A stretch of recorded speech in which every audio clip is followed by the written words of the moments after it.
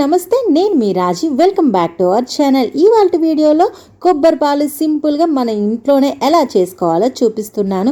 ముందుగా నేనైతే ఒక కొబ్బరికాయనైతే చక్కగా క్లీన్ చేసుకొని ఈ విధంగా కొట్టేసి కట్ చేసి పెట్టేసుకున్నాను. ఇంకా మిక్సీ జార్లో అయితే వేసి కొంచెం నీళ్లు పోసుకొని మిక్సీ అయితే పట్టేసుకోవాలి.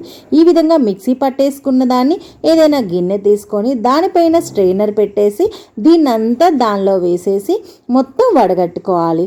సో ఇందులో ఉన్న పాలు మొత్తం పోవాలన్నమాట. అంతవరకు మనం ఈ విధంగానే చేత్తో నలుపుకుంటూ దానిలో ఉన్న పాలు తీసేసి మళ్ళీ దీన్ని మిక్సీ జార్లోకి అయితే వేసి మళ్ళీ కొంచెం నీళ్ళు పెట్టేసుకొని మళ్ళీ మిక్సీ పట్టేసుకోవాలండి. ఇలా ఈ విధంగా మొత్తం ఈ కొబ్బరిలో ఉన్న పాలు మొత్తం బయటకు వచ్చేంత వరకు చేసుకోవాలన్నమాట. సో సింపుల్గా అయితే మనమైతే చేసేసుకోవచ్చు.